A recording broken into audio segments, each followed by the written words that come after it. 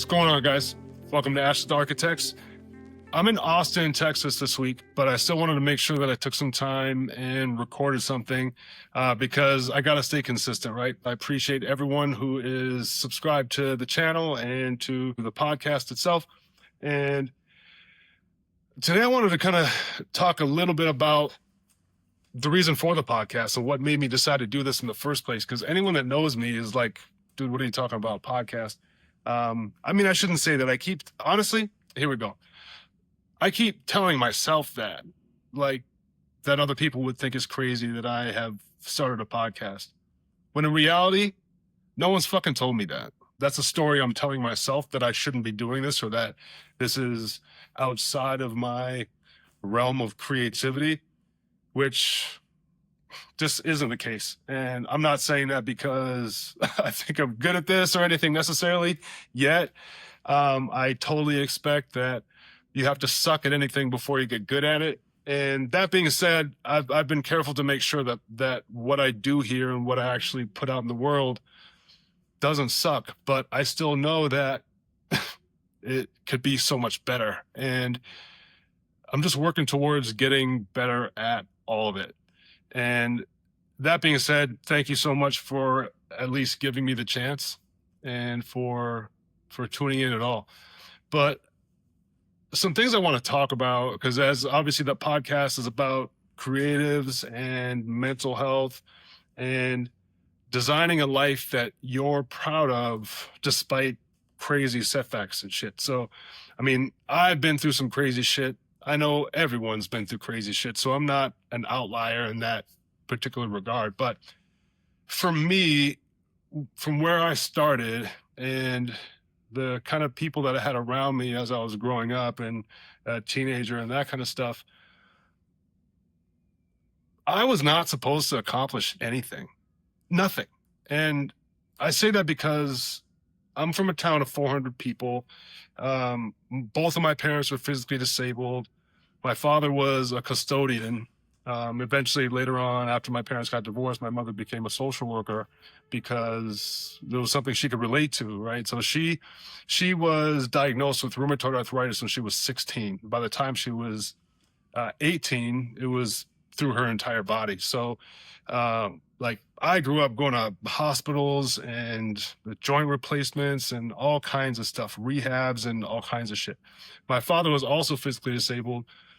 He was, or is, Jesus, he is also physically disabled. He, as far as he knows, was born without the ball or sockets for his hips. So he lived his whole life in pain, and these hips weren't replaced until he was almost my age. He was 40 when he had his hips replaced, and which means that he was given hips for the first time, and he actually grew, I think, 2 inches. He became 2 inches taller when that happened. So whereas my father was from basically a third world country, he grew up in an orphanage there. My mother was from a tiny little farm town on the border of Canada and North Dakota, and both of them being physically disabled, it was really more about surviving versus thriving. Like, the idea of thriving or building any kind of wealth or anything like that was a fucking fairy tale. Like, that shit was never going to happen. And I'm not saying that because anyone tried to discourage me or anything like that. I think that my parents and the people who were close to us really just wanted to be realistic, you know? But that's really the reality, is that there was just no hope or no reason to hope for anything beyond what we could actually see as being possible. My father wanted me to be in the military. We grew up very close to an Air Force base, and I think that was his dream for me. And I think it was his dream for me because that's the only way that he could conceive of me having stability in my life. And that just wasn't my style. I tried ROTC in high school. I really enjoyed it. I didn't graduate from high school, but ROTC was actually one of the only credits alongside art and health, ironically, that I actually passed. So literally I had 3 high school credits towards graduation when I was like a junior. So I basically just decided to get my GED, and the rest was history. I didn't do college. I think I did a semester of graphic design, but I really don't count that. and can't really say I learned much, honestly. In that one semester, I was too busy trying to learn, and at that point, trying to earn so that I could support a family. My oldest daughter was born shortly after that, and that was just the focus, right? Then all of a sudden, it's just I'm 21, I got a newborn, and I'm about to get married, and so it was really just about let's make this work. I was in sales and was just trying to hustle and build us a life. But fast forward 20 years, and through all the things that I've been through, what I learned that my parents couldn't have taught me is that all of us are capable of anything. And I want to be careful when I say that, because I can't fly, I can't dunk a basketball, I can't, like, I'm never going to be a professional athlete. There's a lot of things that I'm not capable of. But when I say that I can do anything, is that I can do anything that I can set my mind to. And I don't want to sound cheesy in saying that. I really do believe it's true. As I've said in previous videos, if you have a proclivity towards a certain direction, that's not a mistake. That's something that more often than not that you can actually accomplish if you put your mind to it. So I've heard it said that we can do anything, but we can't do everything. So if you're going to pick something new up, if you're going to pick up a new direction and run towards that, you've got to put something down. You can't do it all, right? But you can chip away at your previous identity and turn that into something that's amazing beyond what you could have ever imagined for yourself. And that's what I did. I mean, I grew up being teased and bullied, and like to the point that I was actually medicated for depression before I was even 10 years old. And I had major issues with suicidal thoughts and all kinds of things because I was teased so hard, right? I mean, hard, like really hard, like bullied every day after school. I'm either trying to run home or trying to avoid kids trying to beat me up, or I just was never a fighter, but, or at least not in that regard, because I've certainly fought for many things in my life, but I've just never been somebody who wanted to fucking beat somebody up. It's just never been my style. Even to defend myself, I'd rather defend somebody else than actually have to physically defend myself, right? And I was just always like that, even as a kid. But when I say that we can do anything, I really just want to encourage people to try shit, right? If you have something in your mind, if you have an idea, a vision of yourself, I want to urge you to move towards that. Because as I've said before, it's not a mistake. You don't just have this idea or this vision of yourself for no reason. Nobody knows what you're actually capable of except for you. But what I do know is all of these people that we've considered to be amazing, great people our entire lives were humans just like you and I. There's literally no difference except for what's here and what they believed they were capable of. Sure, some of them had different physical abilities or height or different things that gave them access towards a direction, but you have something too. And you have something that they didn't have and that I don't have. So, I mean, as I've talked about, I've never been the smartest guy. I never got good grades in school ever. I didn't even graduate from high school. But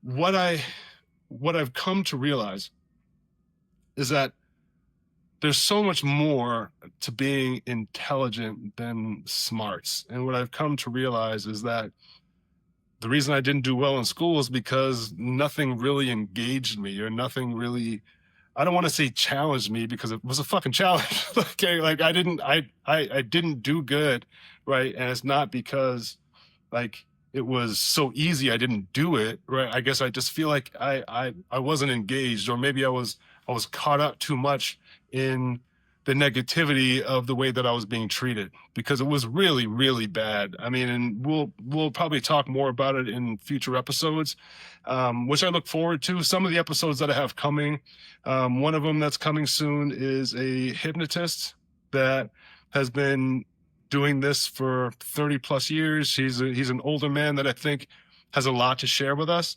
And I'm looking forward to talking to him about how my own brain works that can relate to how your brain works and everyone else and that kind of thing, as well as other experts that'll have come on that we can talk that I can talk to a little bit more about my story. So far, the guests that you've seen are people who I really want them to be able to get their story out. So I'm being careful not to cloud that episode too much with my own shit, and I really want them to be able to communicate what they've been able to accomplish and what they've had to go through. So there's so many places that I want to take this and so much more to do. I'm really looking forward to it. I'm having so much fun so far. These are realistically one big reason that I decided to do this. As you've maybe read in the description, or if you know me, I left a leadership position that I held for the last 3 years I stayed with the company, but I left the leadership role because I needed to make space in my life for my family, for my 2 little kids, and for my wife, but also for my soul and for my ability to create not just visual art, but this is a project that I really wanted to embark on, because speaking to cameras, speaking to microphones, these have never been things that I've been very good at, and I've honestly been pretty terrified when it comes to these types of situations. And it's really something that I wanted to tackle head on. And in my leadership role, I was fortunate to be able to break some of my fear of speaking in front of groups and those kinds of things. But for some reason, it just still wasn't checking the box for me in terms of growing to the place that I want to grow. So one of the reasons that I really did this was for that, of course, but I have such a vast network of creative friends, and these are musicians of all kinds. These are visual artists of all kinds, and these are chefs of all kinds, and everything in between. And not one of them has gotten to where they are easily. And not one of them have gotten to where they are without having to fight with themselves here in terms of their belief in themselves or anything. And I really want these stories to come to light, because I think they can help you. If they can't help you, then hopefully they can help somebody that you know actually see that they might be capable of more than they were giving themselves credit for. So yeah, man, I just kind of wanted to hop on and do this. I have to say, every time that I do one of these videos, or any video at all, it makes me that much more comfortable to do the next one, and that much more excited to do the next one. So, man, I mean, I can't stress enough, one of the major purposes of this podcast is to inspire you to do more than you're doing with your life, because the world needs it. I mean, you may have something inside of you that can really affect people and really change even just one person's life for the better. And that one person can go on to affect so many other people. So it's very important that we do the things that only we can do, because as far as we know, we're only here once. And we have this tendency to keep saying, I'm going to do this when, or I'm going to do this when this happens, or eventually I want to do this. Like we're working towards something, forgetting that we're just working our lives away. And if we don't stop and just make this decision and actually do something, then before we know it, 10 years have passed or 20 years have passed, or we lose the opportunity. And I truly believe that when the muse whispers in your ear and gives you an idea, that idea is not just for you. Sure, it's given to you because it's something that you can do, but it's not just for you. If you don't execute on that, somebody else will. Have you ever had an idea that you thought was yours, and then, I don't know, a year later, 2 years later, 5 years later, you see someone else release a project or an album or whatever it might be, a podcast or anything, that's literally your fucking idea. The reason this happens is because that idea is out there, right? It was whispered to you, it was whispered to somebody else. They did something with it and you didn't. So they beat you to it. If you don't bring these ideas to fruition, someone else will. It's going to happen. And I don't want to see that happen. I know so many people who have just kind of given up at certain points and never actually went for it. So the thing is, man, if you go for it and you lose, then who fucking cares? Like I talked about in the other video, like no one's going to know. No one's going to really care because us as individuals just don't matter as much as we think we do to everyone else. I mean, it's great if we did, you know, and we all want to have, I guess, that kind of influence, and we all want to be important. But realistically, like to people who don't know us, right, that for some reason we're trying to get the attention of, or that we're worried about the judgment of, they don't fucking care. So why should you?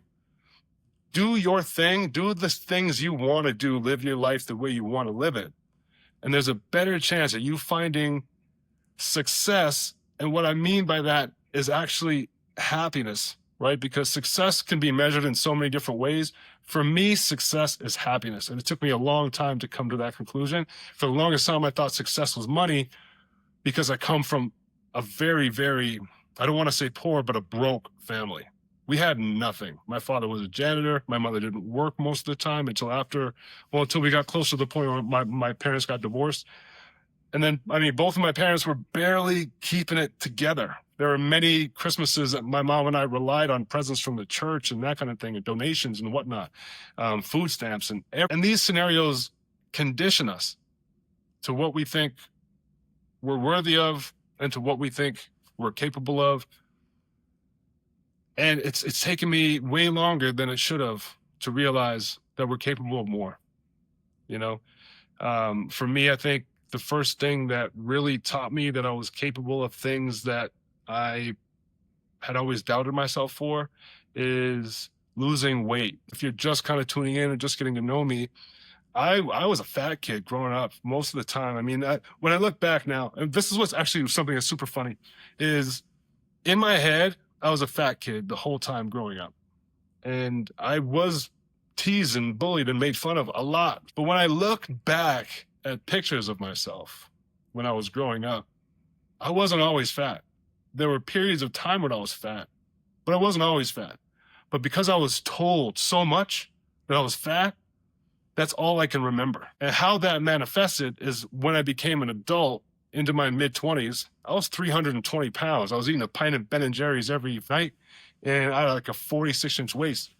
And then it was my later 20s when I just realized that I needed to make a change.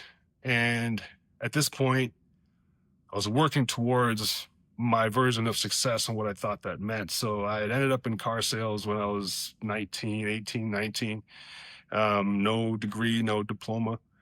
So it was the best job that I thought I could get that could hopefully bring me the furthest. And so I hated it. I fucking hated it. I mean, I learned so much about being an adult and about communicating with people, but I hated it. And as I got into my later 20s, I'm 320 plus pounds, big dude, and everyone is acknowledging it. So there was one owner of a dealership that I worked for that actually made fun of me a lot and kind of bullied me a lot. And I just let it happen. I just didn't have the backbone at the time to really defend myself. And so this was, I think I was 27. And so now that I look back, it just kind of makes me laugh because maybe I have a tendency of doing this, but I wasn't happy with the direction things were going. I wasn't happy with my weight. My marriage needed a lot of work. And I decided to leave the job at the dealership. And I got a couple different part-time jobs to support us in the meantime. And one of the part-time jobs was a custodial position at a health club. And so I started this job. It came with a free membership, and I had never worked out before, honestly. And I started this job. It came with 3 free personal training sessions. And I just said, fuck it. Let me just try this. The way I looked at it was when I started selling cars, I hadn't even had a license yet. I didn't know anything about cars. So I really thought about, okay, if I'm working in a health club, maybe the same thing will happen. Because at this point now, I've been in the car business for, you know, shit, I mean, 7 or 8 years, and I knew cars pretty well. I knew a lot about cars. And so I'm thinking maybe if I start working in a health club, maybe a couple of years later, I'll know a lot about health, or I'll at least be in a different position. And it felt so good to actually work out, to do the workouts. I would shower there. That shower just felt amazing. And that particular thing is what I was able to kind of attach to, is I wanted that feeling. So I just started doing it every day. I didn't necessarily love the workouts, but I loved that feeling. So it's important to find something, even if it's a change you want to make, you might not love every part of it, but you have to find a piece of it that you fall in love with and that you can look forward to. And that's something that's autonomous, that like, it's not this somebody else is telling you should want this. It's something that you yourself are looking forward to this, right? So that can make hard things easier when you can find something about it that you really attach to and that you really enjoy. And I mean, within, I think, like 6 months, I lost 50 pounds, and everyone started noticing. I ended up going back to the dealership, and everyone just couldn't believe how much weight I lost. And I just kept at it and kept at it. It became part of my lifestyle. As I continued to work out more and learn more about fitness, my diet started to change subconsciously. I really wasn't even thinking about it so much, but I didn't want to feel like shit when I was going to work out, or when I got home from a workout. I didn't want to spoil it by eating a fucking Big Mac or something. So it really kind of reverse engineered it, right? Whereas I didn't start eating right and then start working out. I started working out, and working out is what actually made me want to start eating better. So it's crazy how these things can work, and it's different for each one of us. But if there's one thing I can give you, the tool I can give you in this video, because really I've just been kind of rambling and giving you my story, and I appreciate anyone who's held on this long, but the one tool that I can give you is that I was just mentioning. So a lot of times people will talk about habits, like create a habit, and you'll find success through that habit. And a lot of times that's just not it, because when something becomes a habit, you generally stick to it as that habit has formed, right? You're not gonna strive for excellence in a habit. Generally, you're gonna do your habit so you can check the box so that you did it. Very rarely do we shift those habits to intensify them, or to make them more extreme so that we can really reach a goal. We'll do the habit, and we'll let the habit compound and accumulate, which is a good thing, but rarely do those habits actually bring us as far as we want to go. You really have to find something that you can autonomously, that you want to put effort to, of your own volition. This isn't somebody telling you should do something, or you're reading that you should do something. This is something that you want to do, that you're going to get a reward from. For me, in working out, it was that shower after the workout. I think it was the endorphins, but that feeling that I had, I looked forward to. And that's what I wanted. So whatever it is, whatever hard thing you're trying to do, find something about it that, of your own volition, autonomously, you can put effort to, that you actually want to do. If you can find at least one thing within that hard thing, that's something that you can make fun or really make enjoyable for yourself, it's going to make a huge difference. And it's going to get you ever so slightly closer to the life that you actually want. Because, I mean, we can go for the job, we can go for the money, we can go for all those things, but those are not necessarily going to equal the life that we want. Making money takes a lot of time, a lot of effort, and a lot of mental effort. Effort's the word. I mean, effort's the word with anything, but just making money isn't going to solve your problems. In fact, as much as we all are annoyed by hearing it, it can actually create more. And that's something that I've realized myself. It's one of those unteachable lessons. No one can tell you that, and you take it for granted, or you take it for gospel, but It's true, man. I've lived it myself, and it's another major lesson that I've had to learn, and another reason why I made this decision to um, to change my status at work and to actually release this podcast and so forth. On that note, I'm not creating this podcast to earn from it, right? I'm not selling you guys anything. I'm not. There's no course that's coming or anything like that. I'm I'm not making these videos to get you guys to pay me anything.